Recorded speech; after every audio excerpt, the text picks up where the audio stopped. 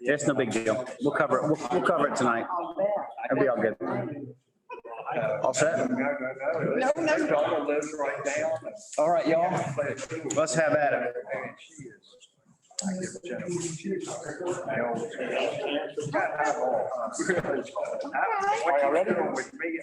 Let's roll.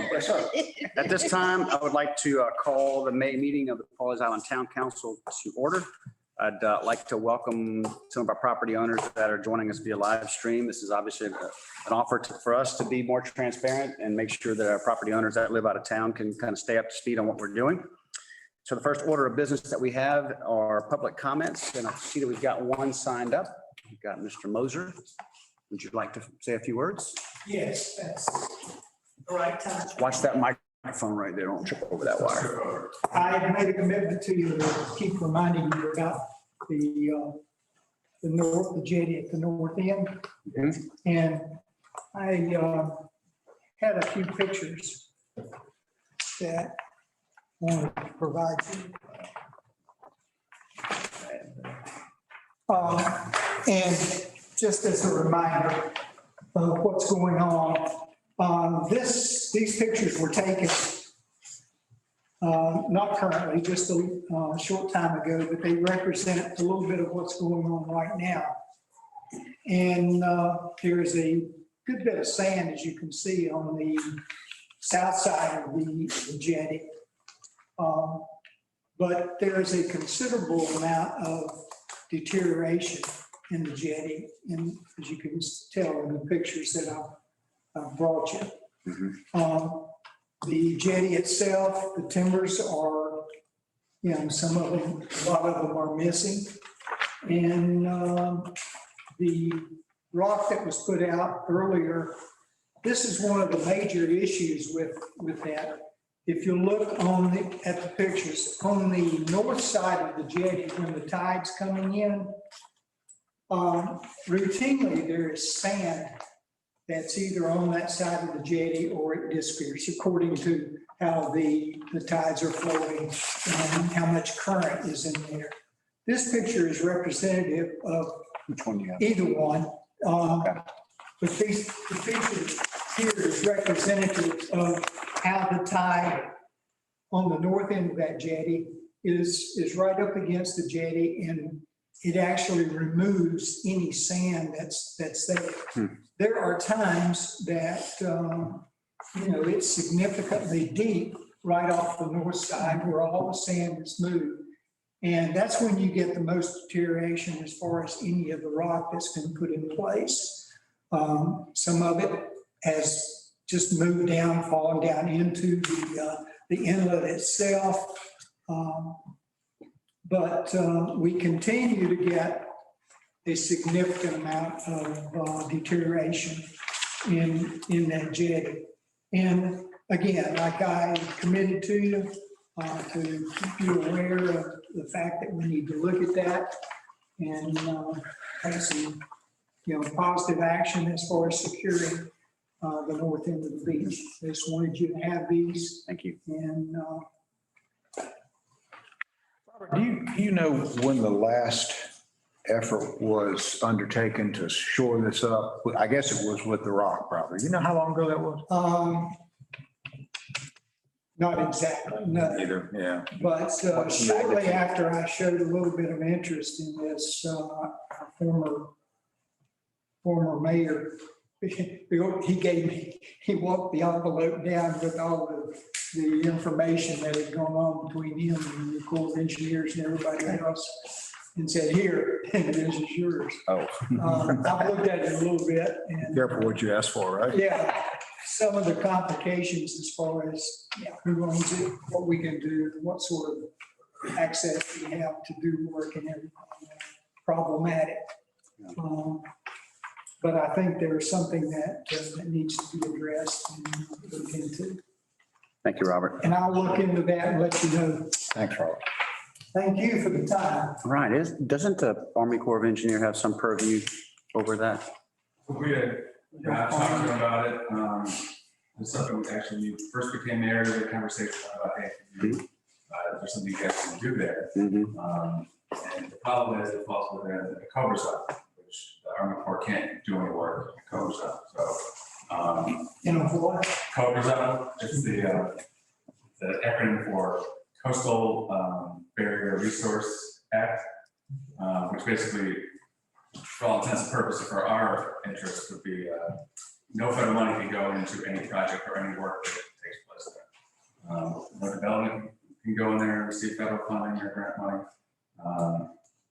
Not to say that it didn't happen, but the problem is that Army Corps can't work in it. But I did talk to them, and there's a program where they could, for about $30,000, they could go study the area and then offer up what they believe is the best solution for us, so that we get in and go from there.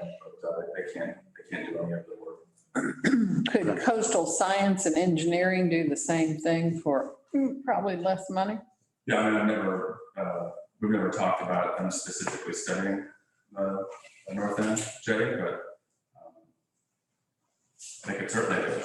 How big of an area would that Cobra Zone be? I mean, does it, So it falls like right on the line. The line is pretty much where that rock jetty formation is, and there's debate back and forth for years. Does it fall in or does it fall out? And then actually Mayor Otis at the time asked for a determination. Please just tell us, do you consider it In or out? Consider it out, and it's considered in the Cobra Zone. So and that would go further north to the south end of Litchfield, correct? correct. So Okay. much like if the Cobra Zone on the south end of the island, the entire south end spit. Parking lot, yeah. The parking lot, the Cobra Zone comes in right around quarter of the way into the parking lot. So everything from that point all the way south is a Cobra Zone. Which is regulated by OCRM? But that's the state's jurisdiction, and then once you get to a certain point off the coast, then it becomes Army Corps. Got it. Okay. Okay. Thanks for your comments, Robert. Let's move on to item 3 on the agenda, which is approval of the minutes at our meeting on April 12th. A copy of the meetings are in your packet.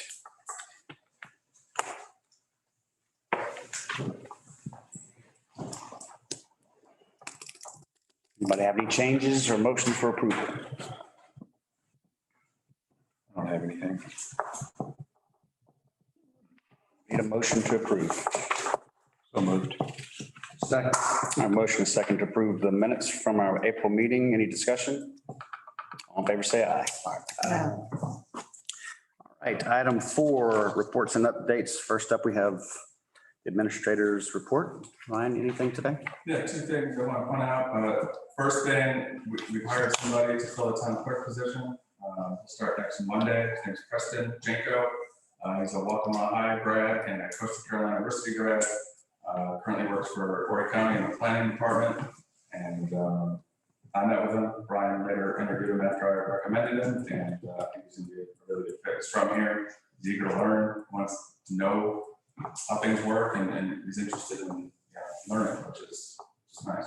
And I think he'll be a good fit. He's got a positive attitude. He wants to learn government. He's from here. I think he'll do great. And the other is, you might recall about a year ago, we opted into a grant program where the town puts up $500, and then the manufacturer of these water sensors put up $2,500 and purchase water level sensors for certain areas around the state of South Carolina. We were one of those municipalities that opted into that. We only had so many to go around, so Devido got theirs before we did. But we just recently got ours last week. So now there's a water level sensor attached actually to Ashley Carter's dock on the very, very north end. And that will become part of a database of about 20 some other water level sensors across the South Carolina coast. So you'll be able to look and see what the water level is at any given time, any given point in time. So it'll become useful information for when we have like king tide events and it's like, oh, that one was high, but I wonder how that compares to last year's. We'll know exactly to the to the 1/8 of an inch how high each event is, or at any given point in time how high the water is. So we could say, hey, it was 7 feet, whatever, last year. This one's expected to be 8 feet, whatever. And it'll be very useful for homeowners who aren't here full time, because if they know last year it was 7 feet 5 inches and it flooded, and that's right around the point in which their basement or their bottom floor began to flood. They can check the water level sensor and see where it's at. So that might be comforting information or not so comforting information, but it's.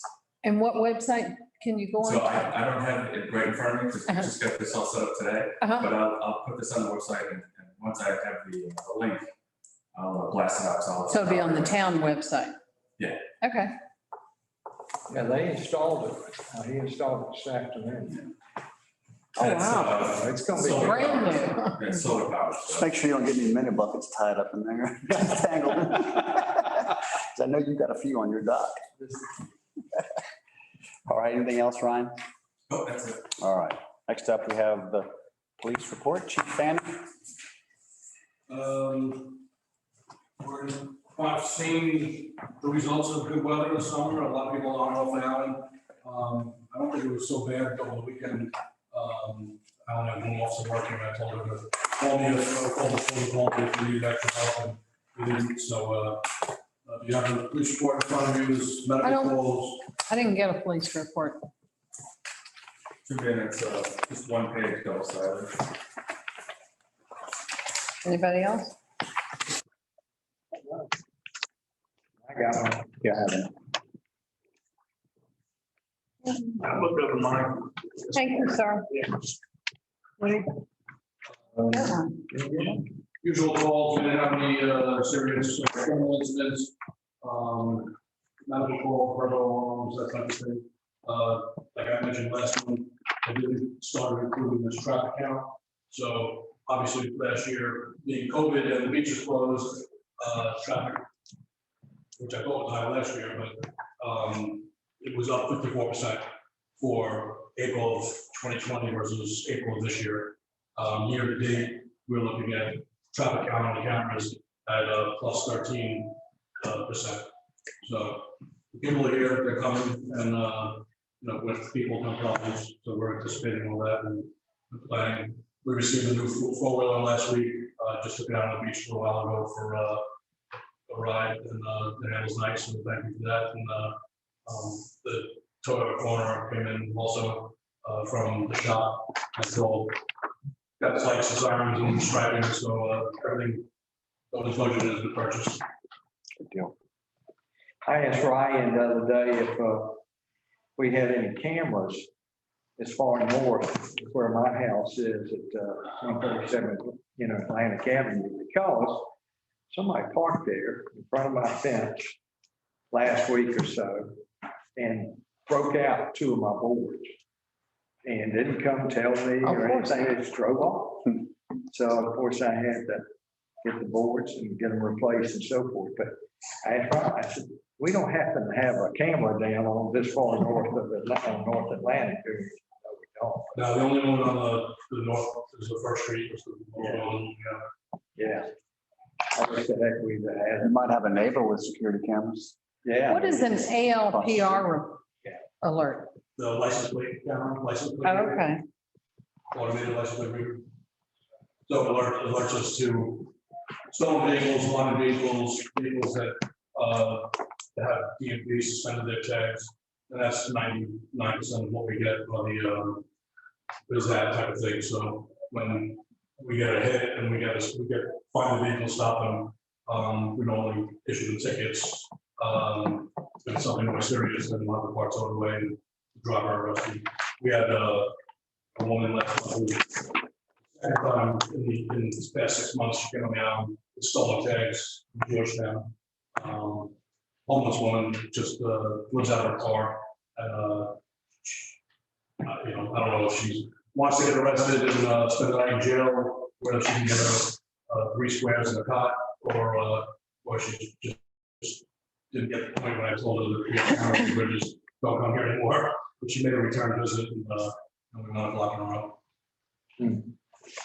How does that work when you lock somebody, call the county, they come to? No, we have to take it to jail down here. That's always the case. Unless we have a bound prisoner, because we don't have cages in the car. If we need a vehicle that has the barrier and cages in the car, we can request a county. Any other questions for Mike? Thanks, sir. Thanks, Mike. Appreciate it. All right, next up, item 4D is, 4C is the building report. Not much on there, so here are that. We did have one new construction committed last week, get under the deadline, if anything were to happen. So, other than that, though, that's it.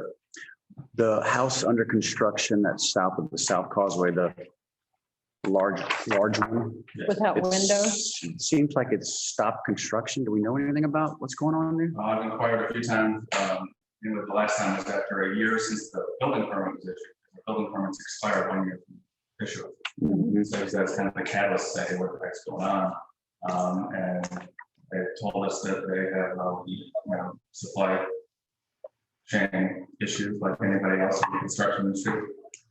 They have not worked, or there's been zero activity there since, I want to say September. Wow. So that's what they've told us. I don't know if that's really accurate or not, but I told them they had to get their permit renewed. So the county got renewed for 6 months. We got a 6-month extension, but they still have done no work. And so it could be a problem if they're not completed in 6 months. We've got no work. Okay. All right, item 4D, financial report. We've got one item to approve payment to Belzer and Belzer for $19,000, $995.70. So that's 2 invoices. The last invoice I actually told you about at the last meeting. That's because I received it in the mail that day, but it was too soon. It wasn't in time to get on the agenda. So this is the April and May invoices for Belzer and Belzer. What's the cumulative amount thus far? So it's just a hair under 31,000, pretty much. And that's through the end of April.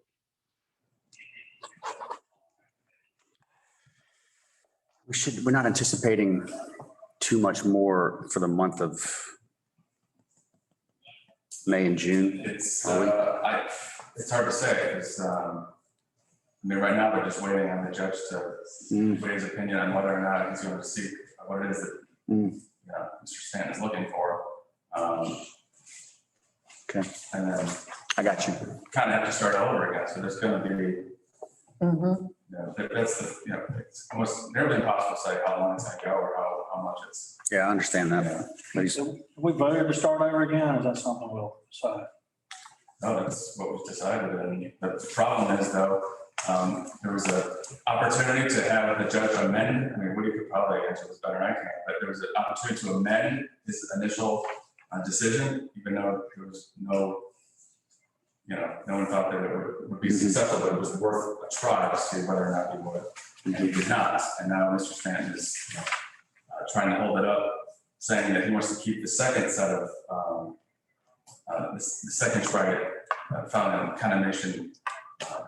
That fight wants to keep it alive. And our attorney's position as well. The first one, if you figure the first one out, we should be able to put the second one out and start all over.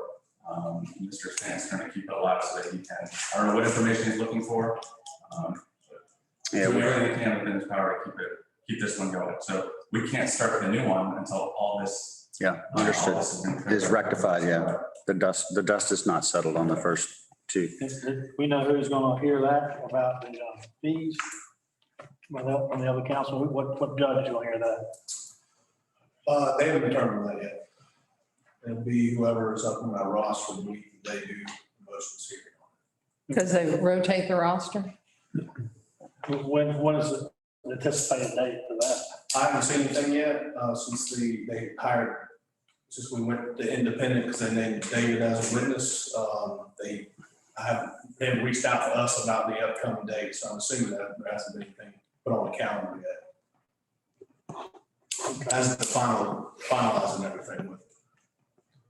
Are there any depositions or anything? I'm going to recommend that we kind of put a halt on any conversation about legal matters, because obviously if we need to discuss this in more detail and get into details, we probably should do executive session, which we don't have scheduled for today. So I would recommend we just kind of move on from the financial report. And we need a motion to approve the payment to Belzer and Belzer as specified in the agenda. Unless there's more discussion, but we owe it, we owe it. Mayor, I will say, I mean, just knowing when they'll have a hearing is important to us. That's the next day. So That's not fine. really I don't think there is privileged one. legal information, so certainly not asking about. I'll that. reach out to, I can reach out to Dozer and I Dozer. mean, it'd be nice to know what's going on before I read it in the paper, honestly, when a hearing is scheduled and if there's deposition. I'm just curious. Fair enough. Fair enough. Like town spent a lot of money on it. That's not privileged information. That's just information we should all have, I think. So the latest update was sent out in the email a week and a half ago, and nothing has changed. We're simply waiting for the judge to say whether or not he's going to reconsider his initial position. And our attorney said that it's very unlikely that a judge can go back and undo his original opinion. So, but he hasn't issued that. So really, we're just waiting. He said he's waiting. He can't do anything until that takes place. I'll provide that to y'all. But no date has been set as a bottom line there. Okay. Still need a motion to approve the payment. Make a motion to approve the payment of bills and bills for $19,995.70. Thank you, Ashley. I'll second.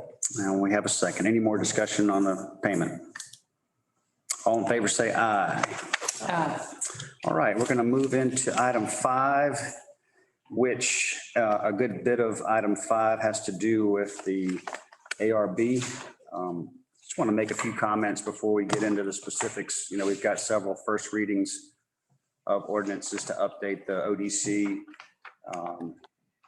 I just want to make a few comments. First of all, the Planning Commission has been working on an ARB concept, specifications, guidelines, requirements, whatever you want to call them, and an actual design guideline booklet for over a year.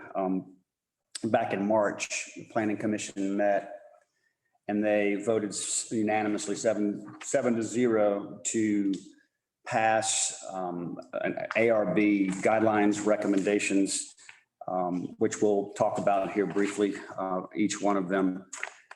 So they've done a lot of work over the last year. I would say over the last 2 months, Planning Commission, Town Council have come together to do further deliberations, review, diligence to decide, hey, is that what we really want to do?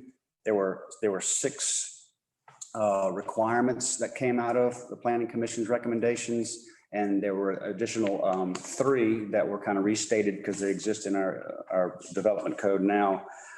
And so since that time, those 6 requirements have whittled down, I say whittled down to about 3. And we're going to talk about those tonight in terms of roof pitch, size of the second floor, and building materials.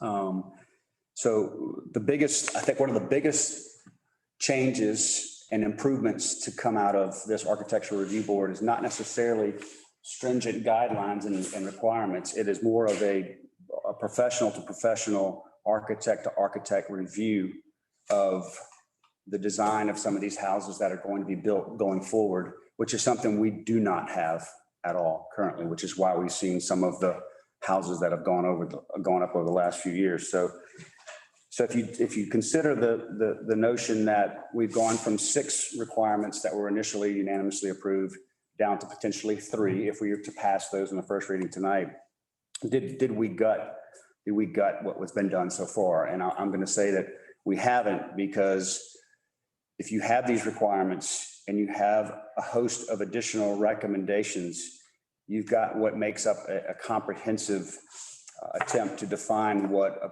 Pawleys house may look like, but at the same time offering significant flexibility to say, okay, we need you to do these things, but these are 7 or 8 other things we'd like to see you do that we're not requiring you to do, but at least lays out, and the architectural review board has something to go by. So if you say, I'm going to adhere to these 3 because I'm required to, but I'm not going to do any of these other ones over here, that's when the architectural review board and the architect's going to have some additional conversations to say, well, there is a review process. It may or may not pass. And I think that's where we have to do a little bit more work between first and second reading to decide what that looks like. A couple of other thoughts here. As I mentioned in a planning commission meeting recently, I received some feedback from the video that we sent out to all the property owners a month and a half ago, kind of alluding that we're cramming this through. And I want to respond to that to say that there was appreciable efforts back in 2004 to do some of the things we're actually proposing to do right now. Planning Commission has been working on this for over a year. There's always going to be a reason not to do this, in my opinion. But I also feel like if we don't keep this train on the track this time, it's never going to happen. It's never going to get done. A couple more things. There are several, you just mentioned there was a house that just submitted their application sort of ahead of the deadline, so to speak. But I would say that if anyone is currently designing their house, has started the process, we're not going to stand in their way to put a halt on it. We could obviously do an invoke pending ordinance tonight, but I don't think we should do that because I think that might be a little heavy-handed in this process. So if you started building your home or you started the process or you're designing a house, I don't think this body or an ARB should stand in the way of that. Two more things. There's been a lot of discussion about grandfathering. If I've got a house currently, and there's a number on the island that will not necessarily meet the architectural design guidelines that we're putting forward. I think we recognize that. I think it's important to put a stake in the ground soon so that we can protect what we have. But if you do have a house that doesn't meet it currently, the design guidelines, you're grandfathered in. And the development code that we have on the books now protects you from being able to rebuild what you have. So I want to dispel any thoughts about that. And then lastly, Pawleys Island is absolutely loaded with smaller lots. And there's been some concern that these architectural guidelines are going to be punitive so that you may not be able to build to the square footage that you could prior to this. And I would say that the goal of the ARB is to be as flexible as possible to make, I guess, make some stipulations or some contingencies to where you're not penalized for that. So those are just a few thoughts. And again, I've been able to attend all of the meetings of the Planning Commission over the last year. There's been a lot of thought and time and energy and diligence and professionalism put into this. So the first item that we have under 5A is the first reading of ordinance 2021-04, an ordinance amending section 3-2.21 of the town's unified development code related to minimum roof pitch. And if you look at the ordinance, it's a one-page ordinance. It basically has moving the roof pitch from 712 to 912. David Graham was going to try to be here to explain why that was important. And I will back up again and say that there were six requirements, including roof pitch, that were part of the Planning Commission's original recommendation. The Planning Commission met about a week and a half ago and decided to stay the course with 712 instead of going to 912. I will say there was a little bit of confusion about the roof pitch of this building. We were talking about the roof pitch, saying, do you like this? This is a Pawleys kind of roof pitch and the look and feel and all that. And originally, I think the Planning Commission thought this roof pitch was 1012. So the thought was, okay, well, that's, or 712. Okay, well, 712 is this roof pitch. That works. It makes sense. But later found out that this is actually a 1012 roof pitch, which is more pitched than what we're recommending. So there's been a little bit of kind of, do we want to go back and recommend 912? Do we want to stay with 712? Can we really tell the difference between the 712 when you look at a roof? I don't know the answer to that. But again, this is a first reading. We can pass that, or we can vote it down and address it at a different time. My recommendation is that I'd like to see us pass it so we can have some additional consideration and discussion between now and the second reading, which is when the public hearing is going to be. But that's up to you guys, because I know I've been very close to it, and you guys have certainly been involved as well. So let's discuss it.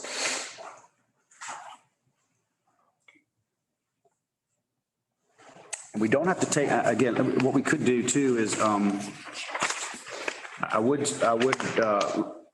suggest, so we don't have to take these individually, I think it's important to look at them holistically, because in the design guidelines that we'll vote on in a little while, it's page 6 of the architectural review design guidelines. It should be the one with the picture on the top. You guys there? Let me just kind of go through this real quick. Tell me when you guys have that. It's page 6. There you go, page 6 in that document right there.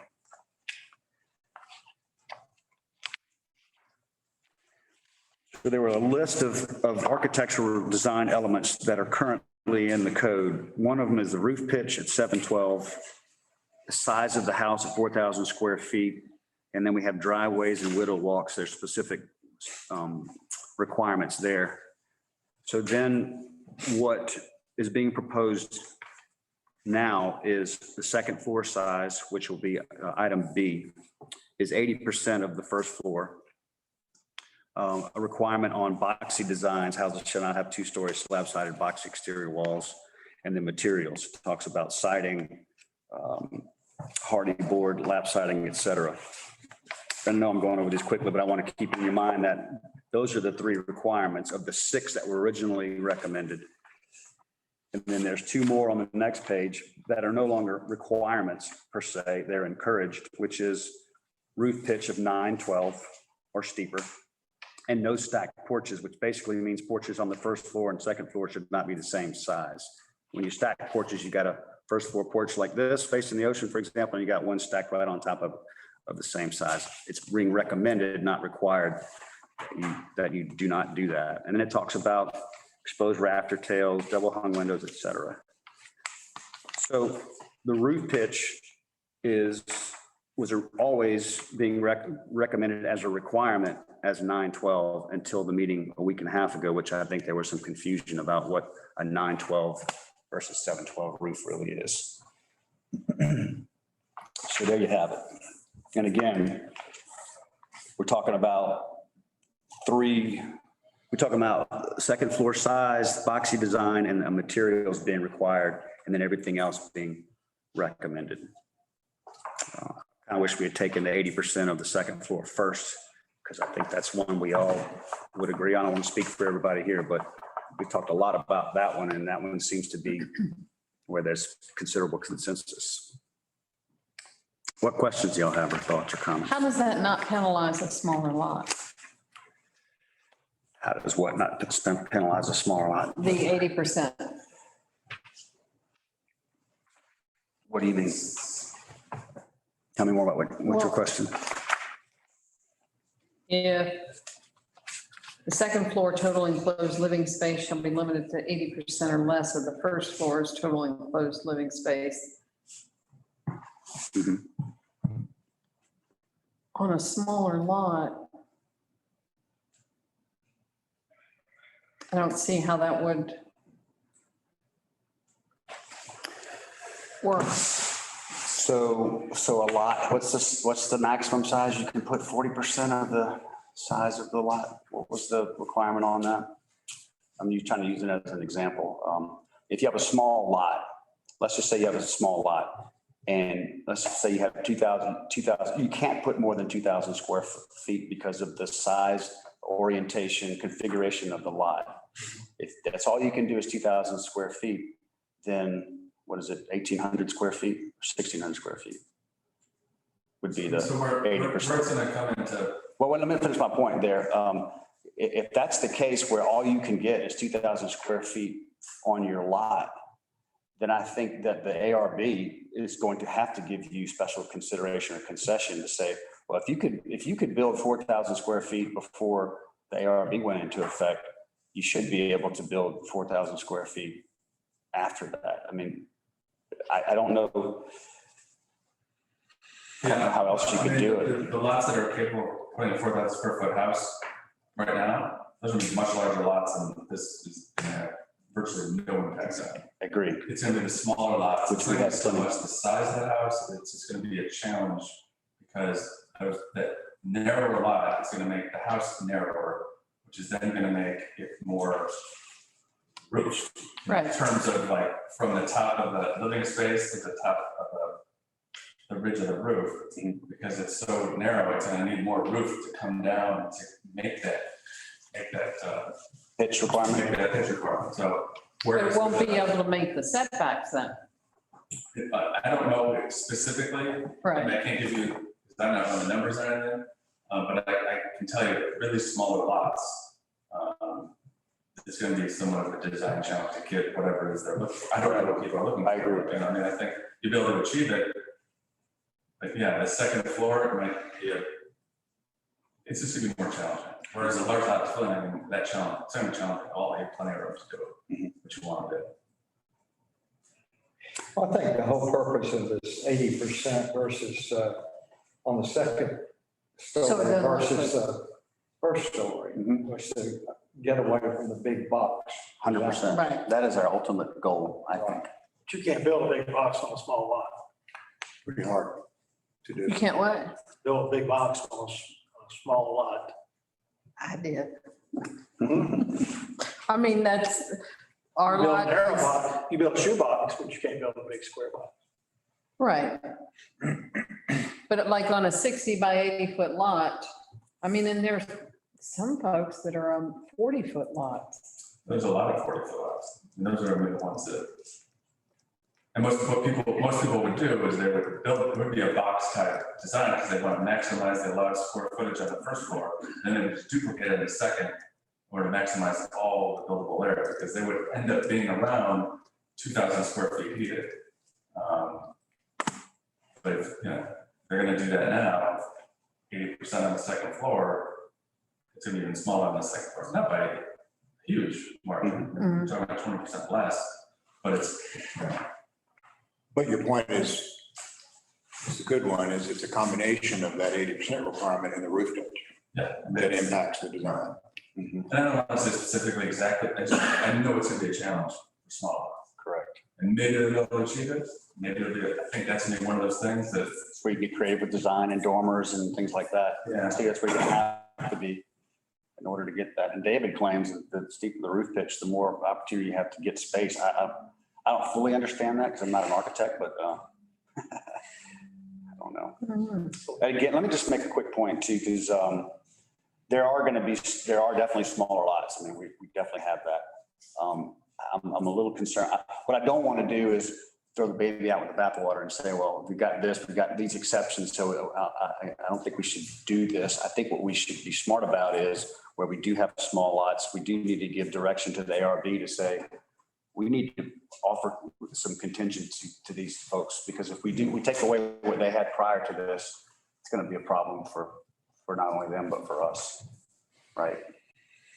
Yeah, defining that flexibility is kind of Yeah. challenging. That's true. Like- How you do it. It's true. But I agree. I think they definitely need flexibility for the small lots. But I think if we don't provide some guidance in that regard, they're not going to really know what to do. So, You mean provide guidance in terms of how do you get, what's the term I'm looking for? How do you get relief? yes, Yeah, I think it's more relief as opposed to how do you get guidance on it's design? really a variance. Yeah. is what Would it be possible, I mean, we base the square footage of a house with a formula for the lot. Is it not possible to do something similar with that? Rather than, 80% is the rule kind of thing. If your lot is X size, I mean, couldn't there be a scale to that? for the second floor. Mhm. So we've, this has been discussed numerous times over the years, and we actually the planning commission bring on the COG, Baltimore Regional Council of Governments. Right. To come in, because they have planners who work for them, who could consult on, hey, what are different ways in order to achieve this? Because it's always been, hey, we want to avoid this boxy design. How do we do it? This is one way to do it. One that's a little bit more popular, if you look around, is a different set of setbacks for the second floor. So let's say the first floor setbacks are 8, that means the building on the first floor would be 8, but you just make, let's say you make the setbacks on the second floor 20% larger. That way they have, that makes it Right. impossible for people to design, because footprint on the first floor would be out here, second floor it comes in. So they can do different things, but it makes it easier. And it would be based on the width of the lot. Yeah, exactly the same way we do our setbacks now. The side setbacks are determined by the width of lots. It's just another idea It's an idea, I think, I like it a little better because it makes it a little bit more easier to explain and easier to administer. 80%, it's not like 20% less on the second floor is hard to explain either, but I think there you're gonna end up with maybe unintended consequences. I mean, just because you're saying there's 20% less on the second floor, it doesn't, I don't, in my mind, it's not a slam dunk that you're not gonna have a boxy design. Let's say they just, 100 feet on the first floor, and it's okay, that means you get 80 on the second. But what's to say they don't front load that whole second floor, so that it's still a box in the front, and then that 20% void is toward the back or on the side somewhere. So Right. it's- I think the roof pitch is gonna affect that. That's where the roof pitch That's also comes where in. the architectural review board comes into play, because the things they're enforcing is very subjective, and they're looking for certain look. That's not gonna meet the look they're looking for. That's right. It's kind of why I like the idea of keeping it 712, but encouraging 912, Mhm. because it gives more flexibility, and it's still, still the final say of the architectural review board, whether or not what they're designing meets the intent of what they want. You move it from 712 to 912, and that is what it is. That's a very rigid, Yeah. that's a law. So that's it. There is no, it's 912. There's no, Mhm. if you can come up with something that's 712 or 812 and it meets the intent, it doesn't matter. It's got to be 912. Bless you. Thank you. And that's why I like the, those things were taken out and put in the guidelines as opposed to making them rigid, strict laws, because then you have flexibility. You're still achieving the same thing, but it's done through an architectural review board who's guiding these folks, that this is what we're looking for. Exactly. This is how you achieve it. The only way they're gonna achieve it is by voluntarily meeting those things you're talking about making law. So, Exactly. Yeah, I agree with you. I agree with everything you just said. I mean, I think that it just kind of handcuffs a little bit, because you're just saying, on the get-go, you don't have the flexibility to use different roof pitches. Yeah. Mhm. Yep. Okay. I'm looking at, because what you were talking about before, the lot width dictates the smaller width you have on your lot, the lesser your setback is. And that's in the UDC now. Yes, if you have like a 40-foot lot, your side setbacks are 4 feet. Right. If you're, it's a 60-foot lot, you're 10 feet. That's If you're right. 50, you're at 7. So the wider, then you got some of these huge lots that are 80 feet, 100 feet wide, but then they get up to the 20 is the max. So it's all dependent on the width of the lot. Personally, I think that imposing setbacks on the second floor would be more restrictive and more difficult to deal with than just an 80%, because 80%, you can decide where that 80% is, as you said. Right. If it's a setback, that's a hard rule, man. You're locked in, all 4 sides. So I think that's more restrictive than just a pure 80%. Another piece of Wouldn't this, it be a variance though, either way? Yeah, but I mean, how many variances do we want to create? I know, but Every small lot has to go get a variance. I'm hoping not. The last thing I do is pass a law that's automatically already going to require variance. The whole point of the law is this is the way you want it to look. You want to do it with the idea that, oh, this is the variance. The variance should be for. extenuating. Very small number. that's right. That's right.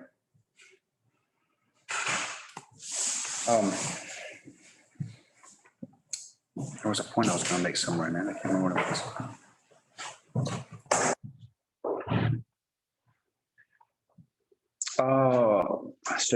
I'm hearing that the 912 recommendation needs to remain a recommendation. Sort of. Mhm. Would y'all agree with And that? make it 712, make that the requirement. Which it already is. Or, yeah. Which it already is, yeah. So the 912 would be just a recommend. Yeah, which is the way it's written in the design, whatever this booklet's called. What's it called? The Architectural Design Guidelines booklet is written as 912 being a encouraged/recommendation, as opposed to a requirement. The only requirements that are in there are basically is second floor size And materials, and then boxy design says houses should not have 2 stories, slab-sided boxy exterior walls, including screen porches on any side. That's the way it's written in the proposed design guidelines that we'll be voting on after we get past this item, a few items down from that. So I'm okay if you guys want to have a vote on the first reading, because we have to have a vote on it, either yay or nay. I'm okay.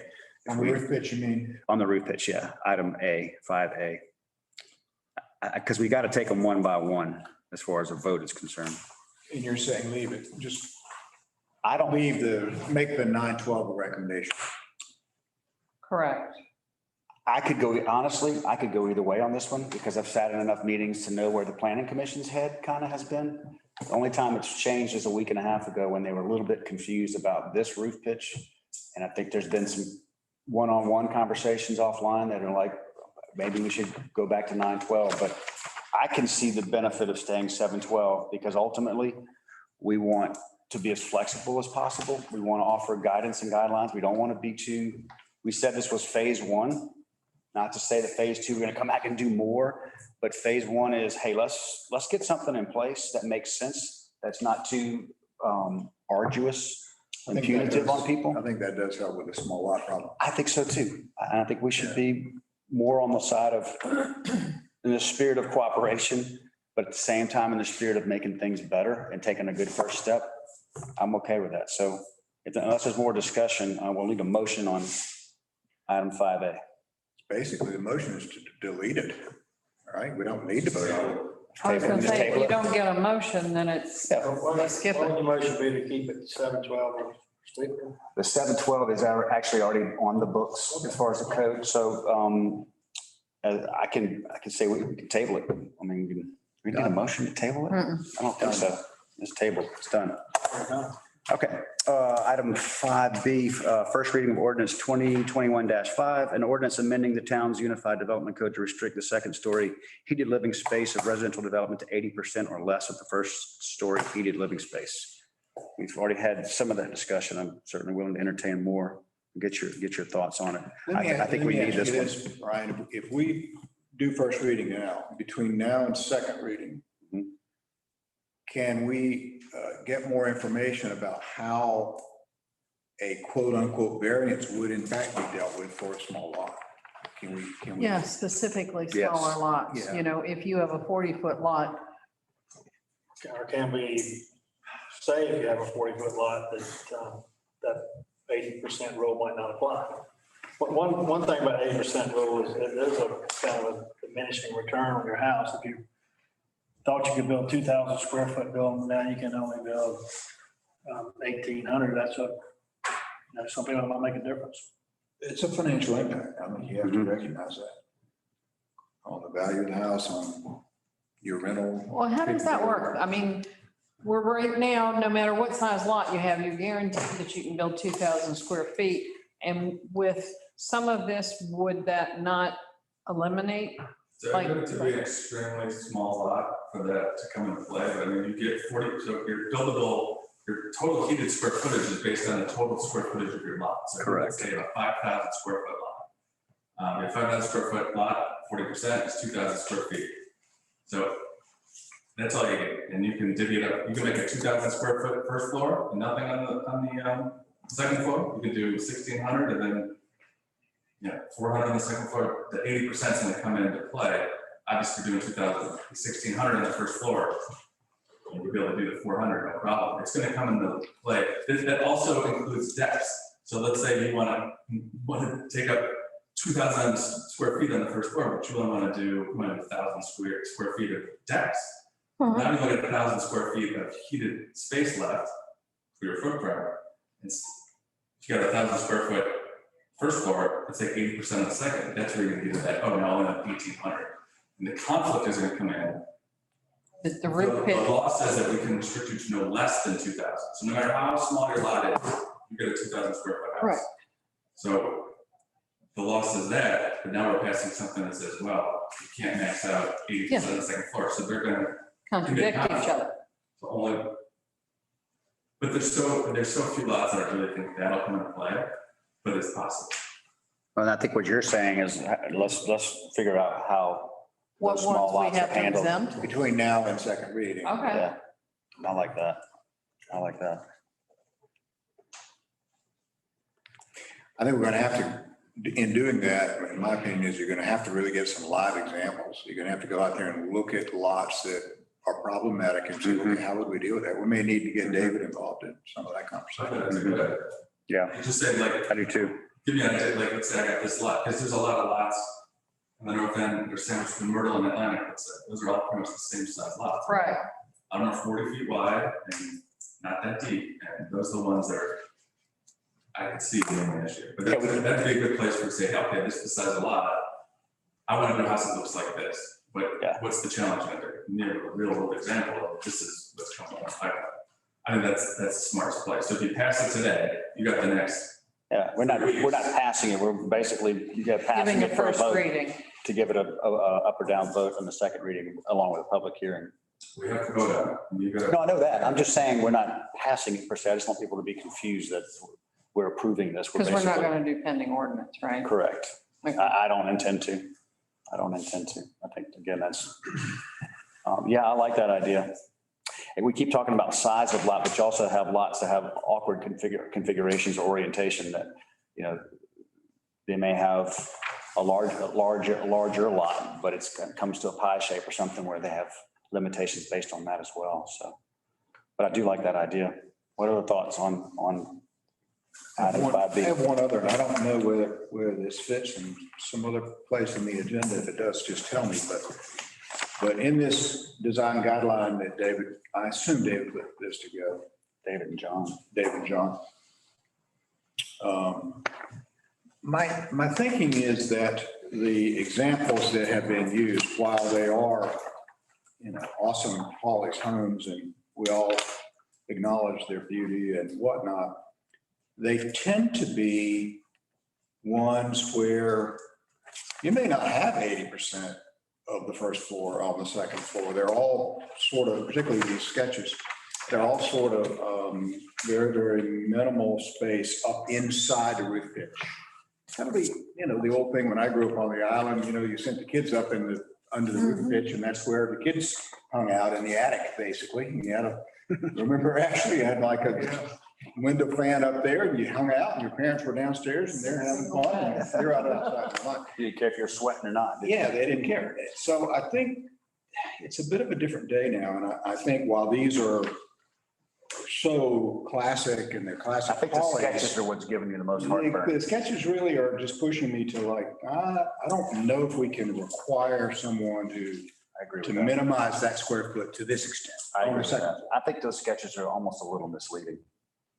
You know what I mean? It's almost as if we need a more of an example. We need some examples in here, in my opinion, of, okay, what would it look like if you had a house that had a, you know, 2,000 square foot first floor, and now you want to meet that 80% requirement? What does it look like? And how does that? Some options. Here's some Yeah. options to get to. Here's kind of how you achieve that with the dormers and the shutters and the kinds of elements that, design elements that we want. Because I don't think there's not any of that in here to me that I see.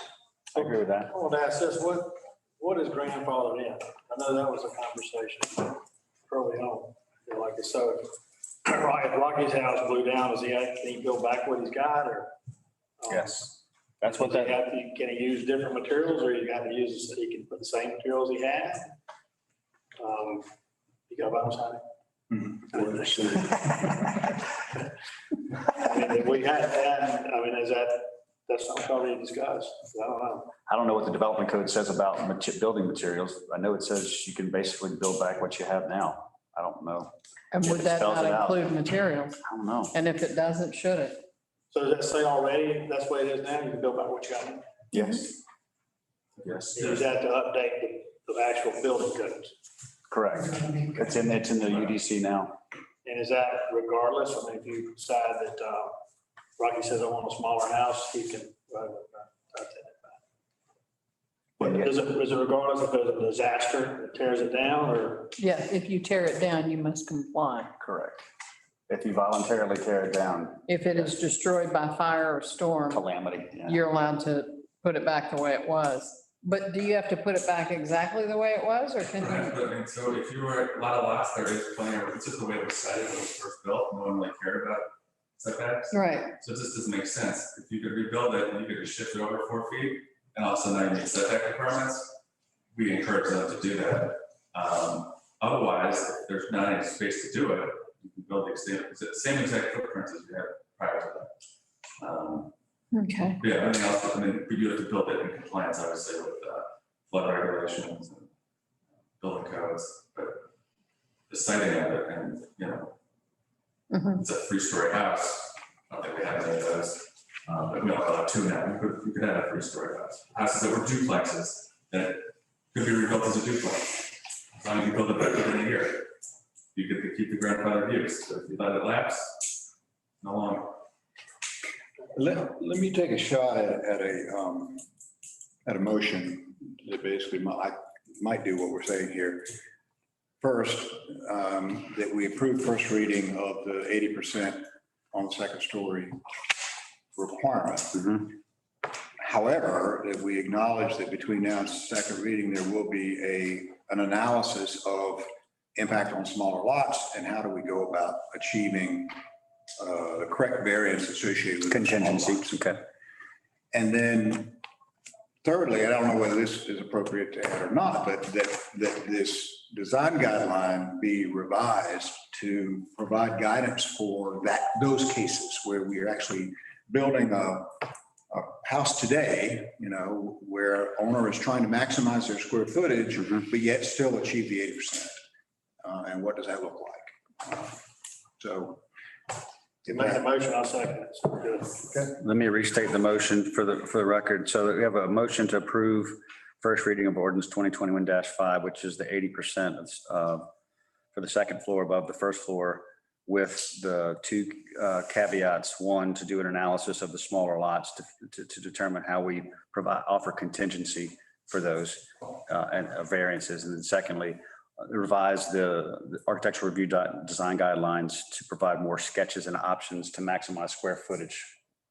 With the 80% rule. With the 80% rule. And obviously the roof pitch. Okay. All right. Any further discussion on that motion? We have a second on that? Yeah, Gary did. Have a motion and a second. Any further discussion? All in favor, say aye. Aye. All opposed? All right, thank you, Rocky and Gary, for that motion. All right, so item 5C, first reading of ordinance 2021-06, an ordinance to establish an architectural review board for the town of Pawleys Island. The architectural review board, in your packet, there's a document, Article 12, which is being proposed.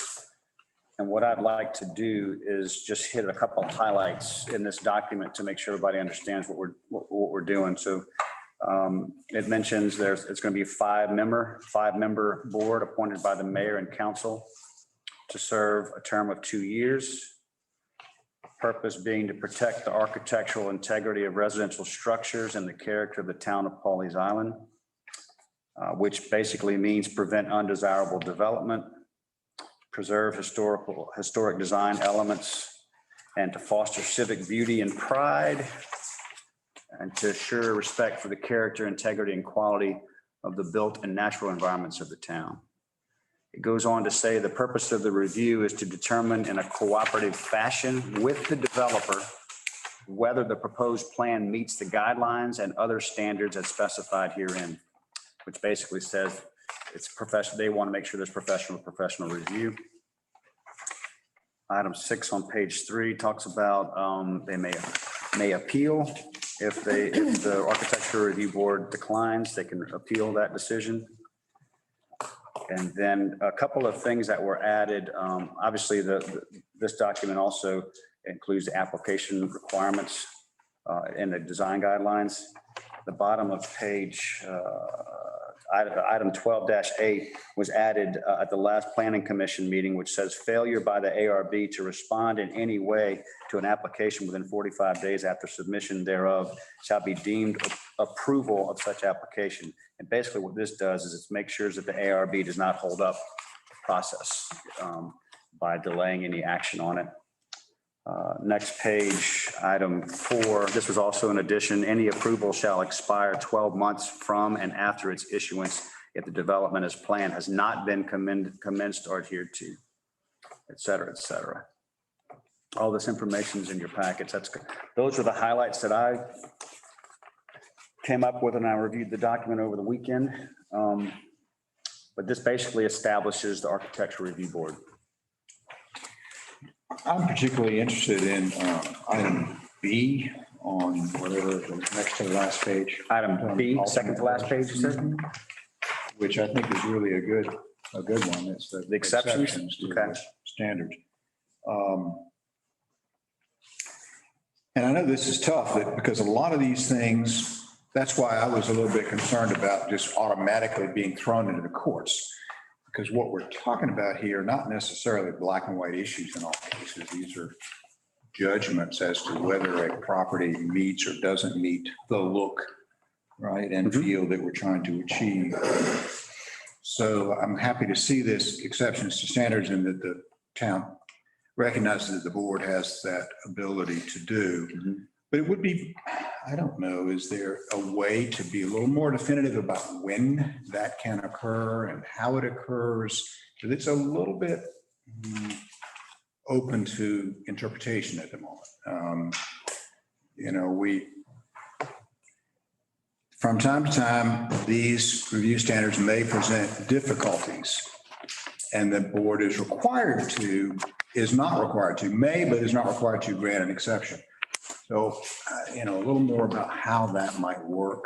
And if, again, we could do that between first reading and second, just get a little more meat on those bones perhaps would be helpful to me. Give a quick example. Tell me what you're like, for example, if I purchase some property and I bring my plans probably to Ryan, to the zoning administrator, which is Ryan now, and said, here's my plans, and Ryan's gonna instruct them, give them the architectural design specifications. You're gonna go through the process, and then our town's architect is going to look at it along with the ARB, and they're gonna make a determination based on those plans, whether let's just say that they did the 912 roof pitch, and they did the 80%, but they didn't do any of the other ones, right? So the ARB may say, you know what, we're trying to be flexible and we want to work with you, work with us. No, I'm gonna do my own thing. I'm gonna just do those two things, and that wouldn't be the roof pitch anymore. Let's just say 80%, and that's all I'm gonna do. But so based on the letter of the law and the requirements, I've done what you asked me to do.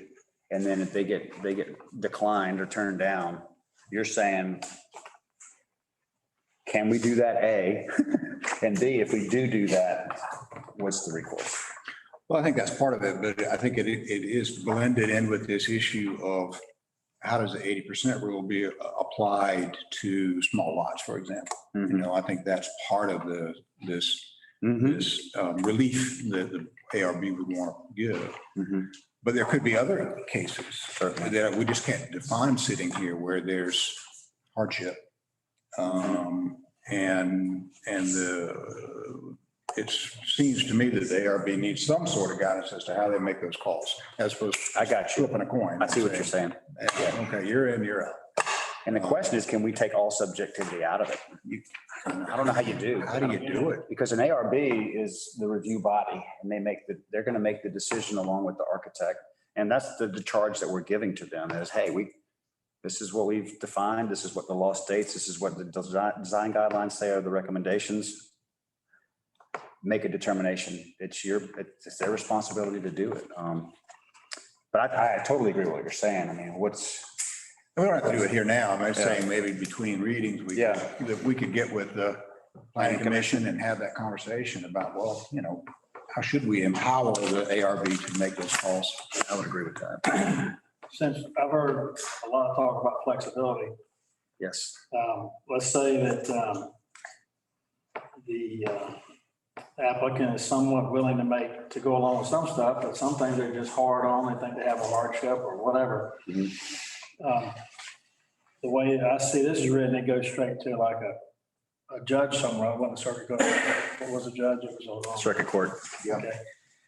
It seems like that would be harder for a judge to interpret what we as a council think is the Pawleys Island look. So should it not better come back to the council? And then if the council can't get it figured out with this person where they compromise or whatever, or disagree, this is a terrible design, then it goes up the ladder? I'd love to do that, but I don't think we can. State law. The state law creates how how an ARB is to be created. So that is, anyone who wants to appeal the decision of the architecture review board has to go to the circuit court or through moderate. Wow. And That's the where, way Charleston does it. That's the way most jurisdictions. State law. I would offer that Charleston is a much different Yeah. architectural environment. than But, Pawleys. yeah, but what he's saying is that they all do that. All the We don't have a municipalities do choice. that. Yeah. And then we can say, oh, we'll do it a different way because, you know, But I think that makes this even more important than this item B, Correct. which basically says the board is empowered to make those calls. When someone says, I got a hardship, this doesn't work for me somehow. And I just think we need to be more definitive about what that means before they end up going to court. 'Cause I think it's- So even if it's not binding, where you go back to, you say, hey, guys, architecture board review, we don't agree with you. We want you to go back and look at this again. We think this guy is working really hard. He's got a hardship. Or we might say, we absolutely agree with you. Right. It'd be more of a localized decision Yeah. from people who are players right here on the island. I think what you're saying is if you get to, I don't know, I mean, it's not like a trial. It's not like the ARB and the architect are going to sit in the jury box and say, Yeah. you give the presentation and what's the vote and you're done. It might be that if it gets to a point where it looks like it's going to be denial, they put it on hold and, somehow there's another level of review or consideration. I don't know what that looks like, but it's worth a look between first and second reading, see if what we can do to mitigate that.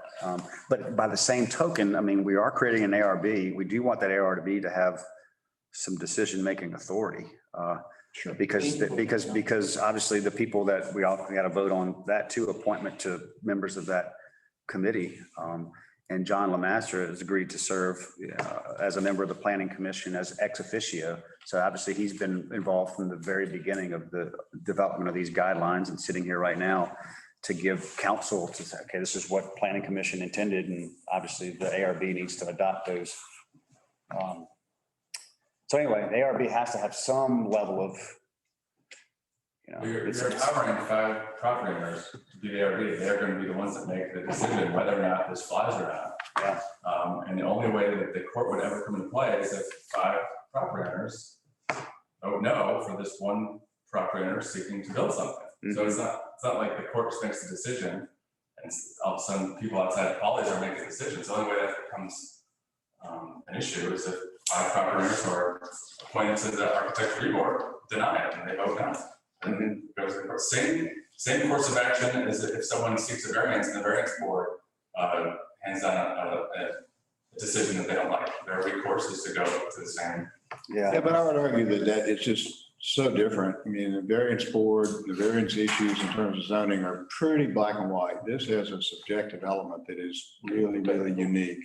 It's not technical, it's more aesthetic and subjective. Brian, I think y'all can get together and just soften that some and see what we can. Which part? The part about instead of going straight to a circuit court judge, somebody, I don't know what that is. Maybe it's a certain amount of time to wait, where people would have time to come talk to counsel. Oh, you mean some type of a pause button if it's gonna get sideways? Cooling off period, I mean, something. Yeah. Some Yeah, conversation I mean, that takes it's place. something we can discuss. I don't know what that looks like yet, because I know state law says, and you do want that ARB to be somewhat independent. But we know how the real world works, and if things are not where they're supposed to be, there's always conversations, and I mean, that's just the way the world works. there's also talk of a town architect, and where does that fit into this? So that would be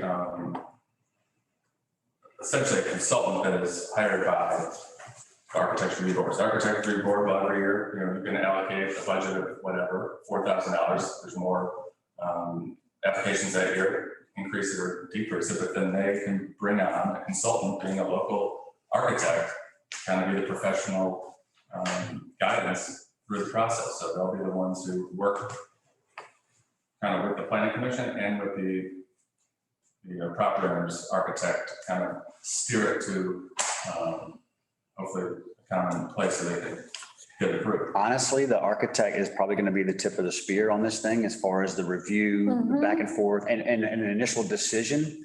And if the architect says, yeah, that looks good, the ARB, it's not to say they're going to rubber stamp it, but the chances are they're probably going to line up and say, yeah, I agree with that, looks good. But if the architect is saying, this is not in the spirit of what we want, this is out of bounds, so to speak, and that's where the ARB can come in and say, well, I disagree with you, we're going to pass this. It's when the architect disagree and then the 5-member ARB disagree, something's probably not right. Something's probably off base there. So that's when they can step forward and say, you know what, we're not down with this, and they're not working with us, and they really don't want to build what we want. So that's when we need a body in place and a mechanism in place to say, that's what we want. That's what we're after, ultimately. Well, what if you, just kind of looking down the road, and I think you've heard this from people where you get a board that does 10 years ago, right? You get a board that doesn't understand the Pawleys book, and they would rather look like Garden City. Okay. Or something like that. But you have a council that does, maybe that's their fault because they appointed these people, I don't know. But is it anything like some type of sunset proposal where do an architectural board review and it's just not working out? We have a certain, every 2 years, 5 years, whatever, the council has a chance to look at it and say, it's just not working out or it's working out great. We can always dissolve it. And if there's a board member on there, I think it said that we can remove them at any time. If you have somebody that's not, You're basically saying to put a 2-year sort of review point in there to say, how's it working? Is it, do we need to relax it? Do we need to make it more? Maybe that's all it is, a review point. It basically puts it on the calendar to say, are we doing the right thing as opposed to waiting for an exception basis. I like to create an issue when time we have to react to it. All right. It sounds reasonable. Ashley, what do you think about that? I agree 100%. Okay. How would we add that So whatever. if we decided to do that? So the guide, the manual, which is all the subjective information, you'll pass that via resolution because that's going to be a living document. It's going to evolve over time. There's things are going to come up that you didn't anticipate when you first put it together, and it will be amended from time to time. I would just, in your resolution, it's on the agenda, but it won't be, you guys won't actually pass it till next. Correct. Because it's already got changes. You've already made changes to what you want in there. And I would just put something in that initial resolution saying that you're creating these guidelines with the intent to come back in 2 years or whatever timeframe to revisit it. I like that. So it's a resolution, we vote on it, and that's just something we do. It's not an ordinance change or anything like that. The architecture review board, that'll be the ordinance, you're making that law.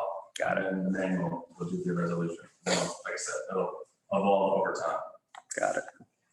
One thing I'd like to understand better, if the intent is just for new construction, or is it for, I'm making an addition to my house and that's included too, or?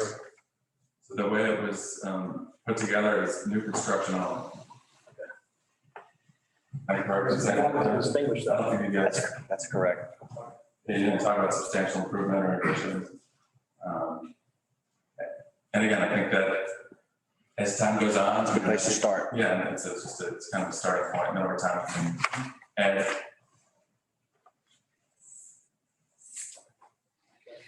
What else on item 5C?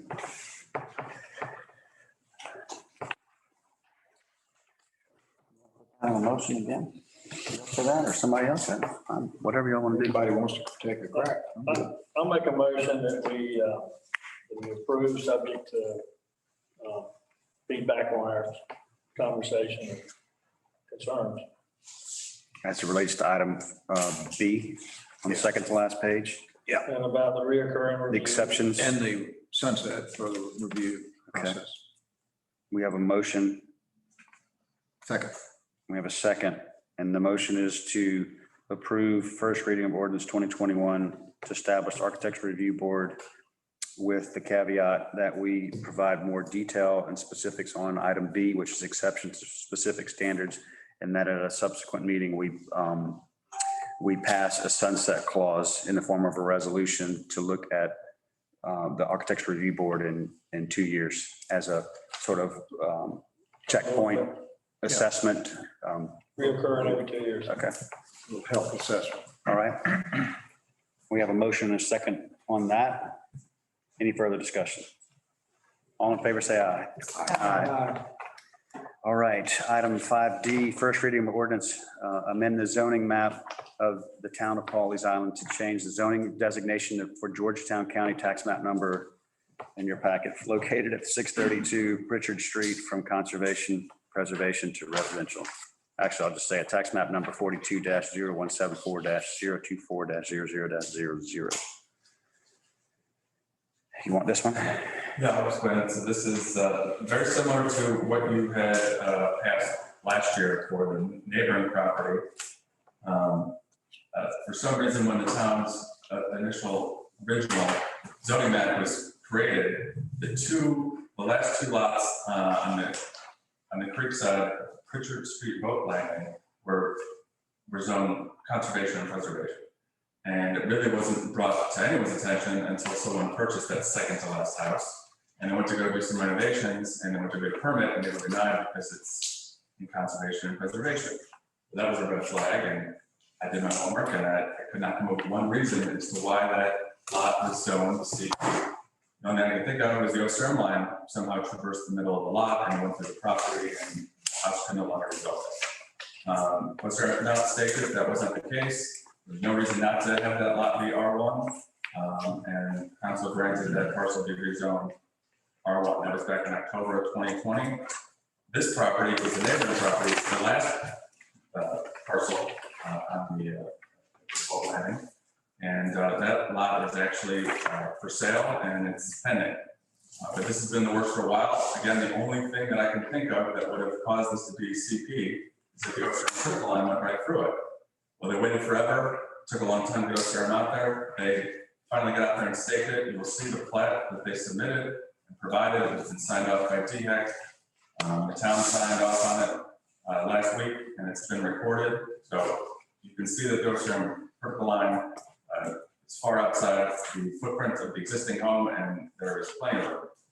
And it meets all the setback requirements with the exception of the front setback requirement. I think it's 15.5 feet from the front property line, and it's required to be 2, but it's grandfathered in, that won't be an issue. But even in the event that the house is torn down, there's plenty of room to build a single family house just by changing the orientation just slightly. So there is absolutely no reason this house should not be on a parcel that's zoned R1. And without making, unless this council grants them the rezone, if that house is ever ripped down, whether it's voluntary or because of climate, they would not be able to rebuild a house. So they're just asking for what any other property owner would want, is the right to rebuild their house. It's something worth having to. And the planning commission voted unanimously in favor. Yeah, 5-6 at their meeting, they voted unanimously to approve, recommend the town council rezone. Make a motion, we approve. Second. A motion and second on approval of the zoning change from CP to R1. Any further discussion? All in favor, say aye. All opposed. All right, guys, almost done here. Let's see. Item 5E is a first reading of ordinance 2021-08. Ordinance amending chapter 2, article 2, section 2-23, to change terms of office of the mayor and council members from 2-year terms of office to 4-year staggered terms of office, and to provide that the terms of office shall commence in the month of December following the general election. This is more of a cleanup from our last meeting. This was on the agenda. We never really took action on it or voted on it. The goal was to create continuity. However, I got the sense that that wasn't something that you guys necessarily wanted to pursue, and I'm fine with that. I'm certainly fine with a 4-year term, but if you guys want to stay with 2-year terms, that's certainly fine with me. But I just wanted to open it back up for discussion. And if there's no palate for it, then we can simply table it. Thoughts or recommendations or motions? I don't personally see the need to change it. That's what I gathered last time. And if that's the sentiment or the consensus, then I see the value in it, but I think we got a lot on our plate right now. I would agree with that. So at this point, I think I'm going to table that item for another day.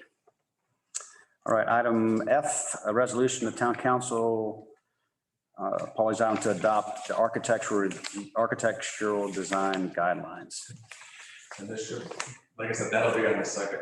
I meant to take that off because Okay, I wanted to be on the agenda where you guys actually passed the ordinance. okay. And I did not take it off, so, and I was gonna talk to Brian, I said, just skip over that one.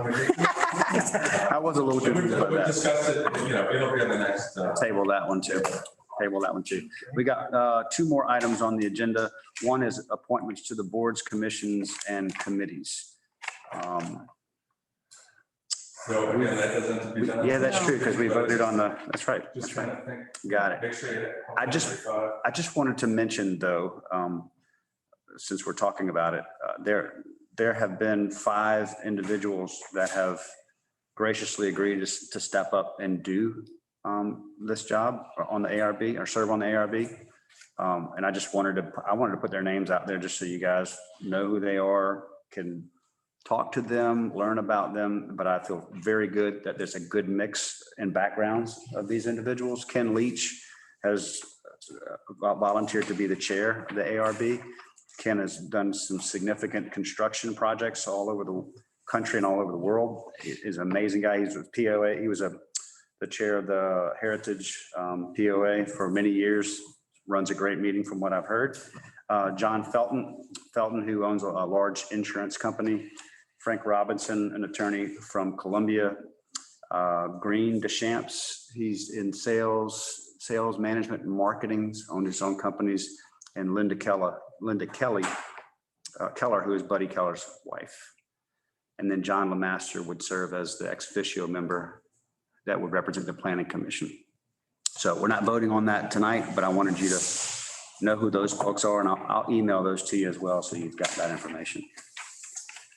All right, item 5H, our last item on the agenda is 4th of July celebration. I just wanted to have a brief conversation to make sure that I, for one, feel like 4th of July parade needs to go full tilt.